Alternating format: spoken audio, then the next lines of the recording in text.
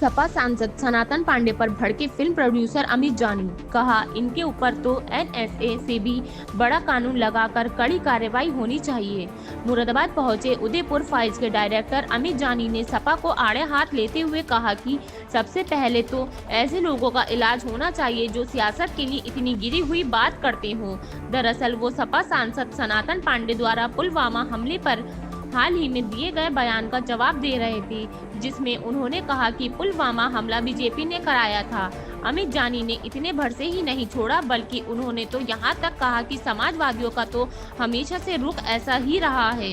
आतंकवादियों का नाम नहीं लेते हैं, ये इसलिए नाम नहीं ले सकते क्योंकि उन्हें योजी करके बात करते हैं, इसलिए भाजपा का नाम ले रहे हैं। संभल में 1978 में जो दंगा हुआ और राजनीतिक कारणों से जो कराया गया, उसमें जिनकी भूमिका थी उनको उजागर करना है। वो पूरा नरसंस हत्याकांड जैसे कश्मीर का था ऐसी संभल का था। कश्मीर का सबको पता है, बंगाल पता है, लेकिन किसी को संभल नहीं पता है। तो इसको हम पूरी दुनिया को दिखाने के लिए पूरी दुनिया में इसको रिलीज करेंगे थिएटर्स पे। लगभग 5000 स्क्रीन पे मूवी आएगी। टाइटल है कल की संभल। जनवरी में शूट शुरू होने वाला है। संभल और मुरादाबाद में भी आए थे, तो रेकी कर रहे हैं लोकेशंस की। जनवरी में इसका पहला पोस्टर जारी कर देंगे स्टारकास्ट के साथ। मुरादाबाद में और संभल में फिल्म की स्टारकास्ट जो है जनवरी में आएगी। पोस्टर लॉन्च यहीं होगा, मुंबई में नहीं होगा, यहीं पे होगा।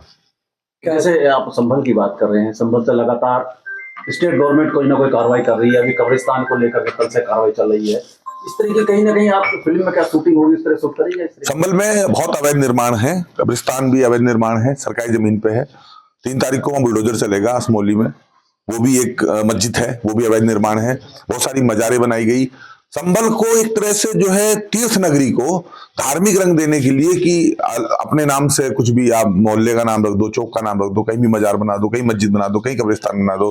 संभल में कब्रिस्तान है, संभल को ही कब्रिस्तान बना दिया था 1978 में। तो उनके खिलाफ कार्रवाई हो रही है। योगी आदित्यनाथ जी और हमारे के जो डीएमएसपी हैं, हमें तो भरोसा है कि संभल जो है पुणे जो है उस स्थिति में आएगा जिसके लिए उसकी पहचान है, कूप के रूप में, तीर्थ के रूप में, परिक्रमा जो होती है उनकी 24 कोसी उसके रूप में। और कल की भगवान वहां आएंगे तो निश्चित रूप से ये सब सफाई होनी जरूरी है।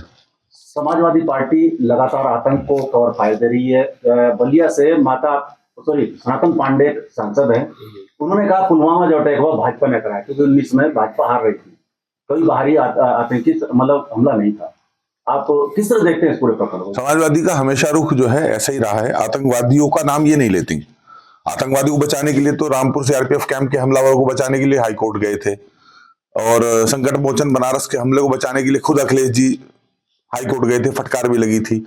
जो आतंकवादी हमला है उसमें आतंकवादियों का नाम इसलिए ले सकते हैं जो आतंकवादियों को जी कह के बात करते हैं, इसलिए भाजपा का नाम ले रहे हैं। शर्म आनी चाहिए। पहले तो इलाज इनका होना चाहिए। आतंकवादियों से पहले इस देश के अंदर जो सियासत के लिए इतनी गिरी हुई बयानबाजी कर सकते हैं कि ये सरकार का हमला है, भाजपा का हमला है, पराजित है, पहले इनका इलाज होना चाहिए। देश में इन पे एनएसए लगना चाहिए, और इन्हें देश का सबसे बड़ा जो कानून है यूएपी है उसमें निरुद्ध करके इनको जेल में डालना चाहिए। ऐसे लोगों को ये आतंकवादियों के हौसले बुलंद करना है, पाकिस्तान को कहने का मौका देना है, और ये कहीं ना कहीं देश विरोधी बयान है। देश विरोधियों की एक सजा होनी चाहिए, इन पर कार्रवाई होनी चाहिए।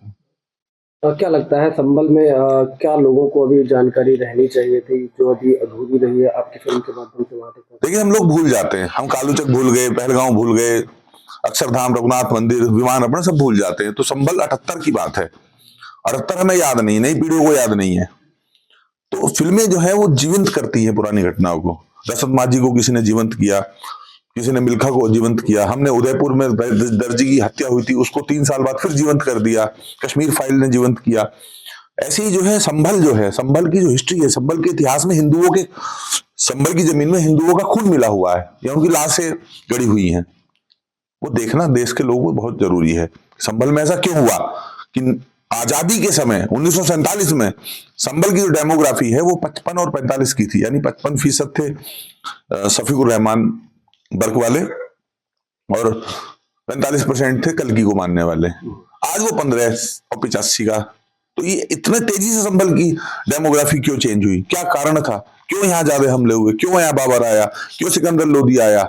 इस जमीन की पवित्रता क्या है और उसको कौन खत्म करना चाहता? क्यों, किस लिए? ये सारी चीजें, सबका जवाब फिल्म फुल पैकेज है कल की संभल। आपने उदयपुर फाइल बनाई, संभल बना रहे हैं, लेकिन कहीं ना कहीं आप टारगेट पर है, मैं देवबंद की बात करूं या इस तरह के संगठन है, देवबंद जैसे संगठन है, आपको टारगेट करते हैं कि आप जो है भड़काऊ चीजें बना रहे हैं? नहीं, भड़काऊ नहीं है। देखिए, फिक्शन में अगर हम दिखाएं कि कन्हैयालाल को एक दर्जी था, उसका गला किसी ने काटा था और हमने उसके सिर पर टोपी लगा दी होती, तो फिक्शन है, भड़काऊ है। लेकिन सच को सच कहना, सच तो किसी मजहब में हराम नहीं है ना, सच बोलना तो किसी मजहब में हराम नहीं है, झूठ बोलना हराम है। तो कन्हैयालाल की हत्या करने वाले जो लोग थे वो नबी के नाम पे आए थे, गुस्ताखे नबी की एक सजा का नारा दे के आए थे, इसलिए हमने वो दिखाया। और संभल में 184 लोग मरे हैं, आप उनके नाम गिन लो, और फिर जो मारने वाले हैं उनके नाम गिन लो, फिर उनके मुकदमे वापस हुए सपा सरकार में 2004 में। इकबाल महमूद के लड़के पे कितने आरोप लगे कि उन्होंने जो है लड़कियों का बलात्कार किया। अब वो अगर चीजें उस रिकॉर्ड में नहीं रही हैं, अगर उनके केस वापस ले लिए गए राजनीतिक दबाव के चलते, तो फिल्म तो अपना काम करेगी। हम तो दिखाएंगे ना, इकबाल महमूद के लड़के का चरित्र भी दिखाएंगे, एक बिजली चोर है वहां, उसको भी दिखाएंगे, वहां जो उनके अब्बा जान थे उनको भी दिखाएंगे, जो भाई जान है उनको भी दिखाएंगे, वहां किस तरह से जो है धर्म परिवर्तन हुआ, किस तरह लड़कियों की ट्रैफिकिंग हुई, किस तरह बच्चे वहां से लव जिहाद में फंसा के जो है बाहर ले जाके बेचे गए, सब कुछ दिखाएंगे। तो इसमें झूठ क्या है? अगर मैं झूठ दिखाऊं तो मैं फिल्मकार नहीं हूं, अगर मैं सच दिखा रहा हूं तभी तो फिल्मकार हूं, और ये मैं दिखाऊंगा। इसके बाद भी जो भी होगा वो मैं दिखाऊंगा।